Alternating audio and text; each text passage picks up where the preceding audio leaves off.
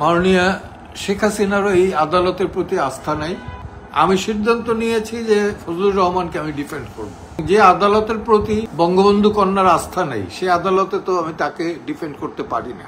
বিক্রয়যোগ্য পণ্য আমি না, কোনো প্রকারের পণ্য না। অর্থাৎ আমাকে যদি অনুমতি নাও দেওয়া হয়, যে করবে তার সাথে থাকবো, লড়াই ছেড়ে যাব না। আসসালামু আলাইকুম প্রিয় দেশবাসী, সহকর্মী, সহযোদ্ধা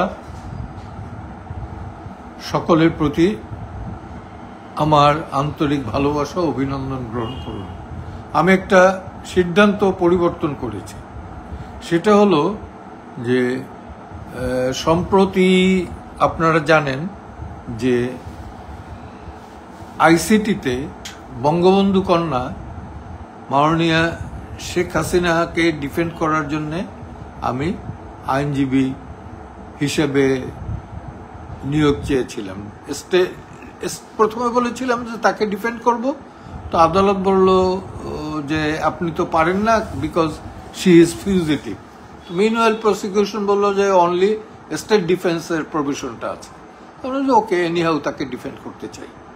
কিন্তু এখন যেটা দেখলাম, মাননীয়া শেখ হাসিনারও এই আদালতের প্রতি আস্থা নাই, এবং বিশেষ করে আমার বন্ধু, সহযোদ্ধা, সহকর্মী এবং রাজনৈতিক ভাবে আমরা পরস্পর স্বাধীনতার পূর্ব থেকেই জড়িত অ্যাডভোকেট ফজলুর রহমানের বিরুদ্ধে এই আদালত একটি আদালত অবমাননার মামলা আনয়ন করেছে। আমি সিদ্ধান্ত নিয়েছি যে ফজলুর রহমানকে আমি ডিফেন্ড করব। সো এই কারণে, এবং যে আদালতের প্রতি বঙ্গবন্ধু কন্যার আস্থা নেই সে আদালতে তো আমি তাকে ডিফেন্ড করতে পারি না, উচিত না, অনৈতিক। তো সেই কারণে আমি ফর্মালি, যদিও আমি অ্যাপয়েন্টমেন্ট পাইনি, পেলে পরে তাকে ফর্মালি জানাবো, আর না পেলে পরে এখান থেকে জানিয়ে দিলাম যে আমি আদালতে অন্তত বঙ্গবন্ধু কন্যার পক্ষে বা তাকে ডিফেন্ড করার জন্য দাঁড়াবো না। যা হবার হবে, দেখা যাবে। এখন বলতে পারেন যে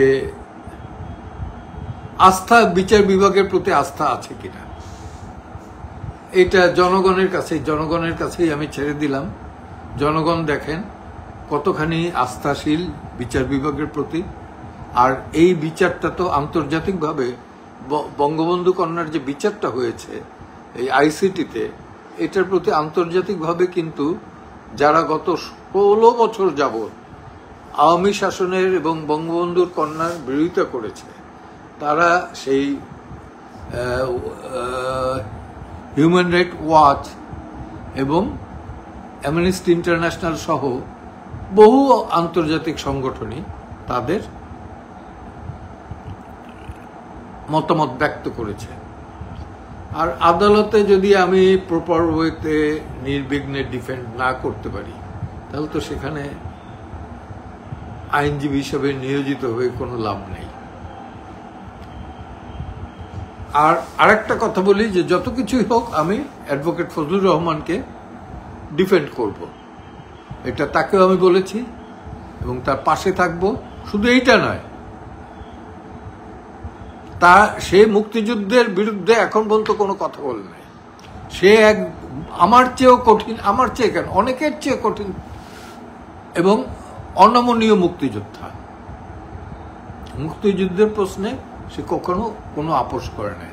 সে আপোষহীন নেতা, যদিও আরেক দল করে, আমি যদিও কোনো দল করি না।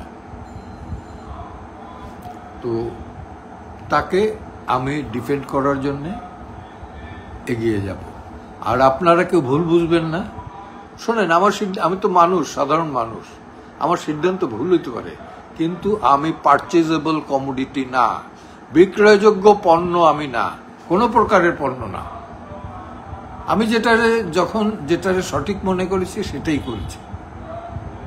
একটু স্বাধীন চেতা মানুষ আর কি। অনেকে পাগল বলে, অনেকে নির্বোধ বলে যে স্বার্থ কিছুটাই বুঝলাম না। তো তাই যে যাই বলুক, অনেক শুভাকাঙ্ক্ষীরা আমাকে গালিগালাজও করেছে।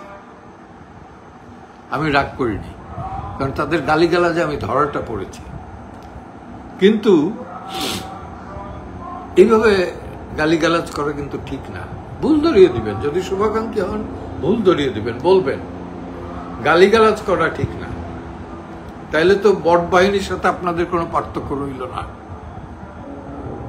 ওকে, ধন্যবাদ। আমি আবারও বলছি, আমি বঙ্গবন্ধু কন্যা শেখ হাসিনার আইনজীবী হব না। আর একটি ঘটনা আজকে দেখলাম টেলিভিশনে, কোর্টে তো দিকে তো যাওয়াই যায় না ভিড়ে।